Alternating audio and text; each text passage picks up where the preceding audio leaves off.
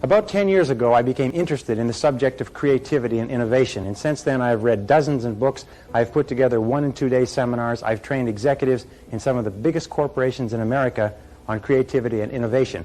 In the next 55 to 60 minutes, what I'm going to do is give you 21 key ideas or concepts that you can use to think far better and far sharper, that you can use to accelerate your career, to remove obstacles and roadblocks, to achieve creative breakthroughs, and to get far more satisfaction, performance, productivity, and profit out of yourself and out of your business. Remember this though, creativity is a skill. It's like typing with a typewriter or riding a bicycle. You can learn the skill if you learn the systematic methods of creativity that we're going to talk about here. It's very much like a combination lock. If you don't know the combination to a lock, somebody could give you the lock and you could fool around with it for hour after hour after hour and achieve nothing. But if somebody gives you the combination, then you can spin it back, forward, and back again, and the lock falls open. Creative thinking methods are very similar to that.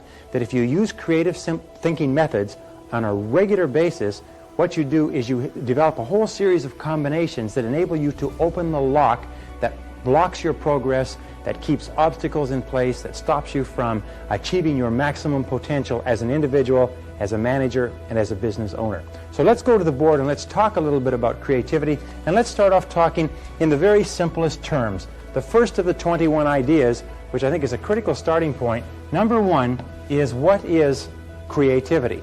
Well, in my estimation, creativity is not painting the Sistine Chapel or great works of art or music. Creativity is simply improvement.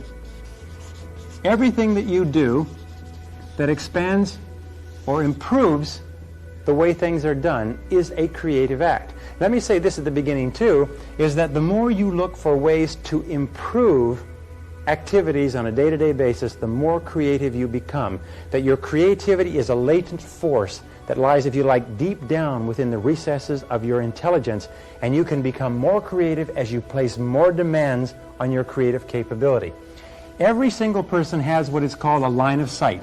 In every organization, the line of sight is what you see when you look up. It's the job you do and what is going on around you. And everybody can find ways to improve what is going on in their line of sight.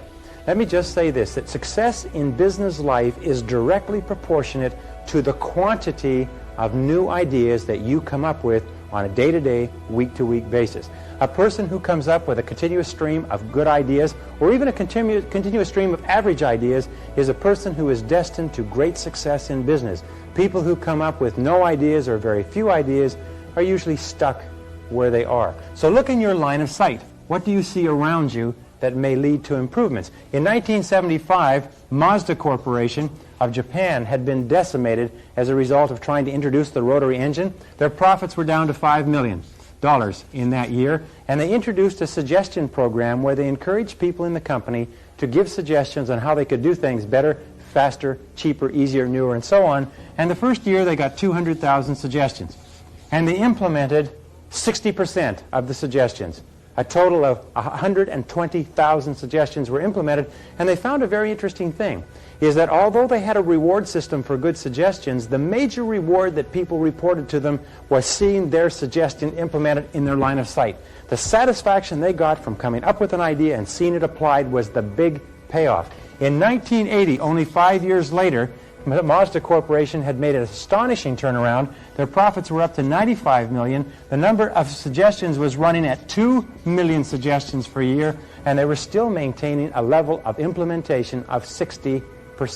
Profits had increased 1,800%, and the officials of Mazda Corporation said that the primary reason for it was the suggestion system, where they encouraged everybody to be innovative and be continually looking for ways to do things better.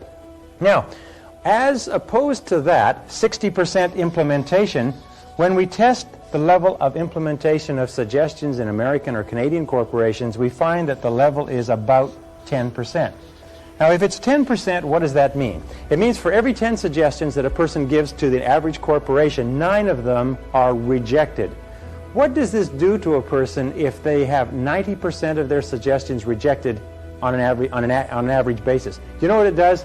They say, what the heck, forget it, it's not worth it. What's even worse than that is many companies encourage suggestions, and then they ignore them if the suggestions are inconvenient.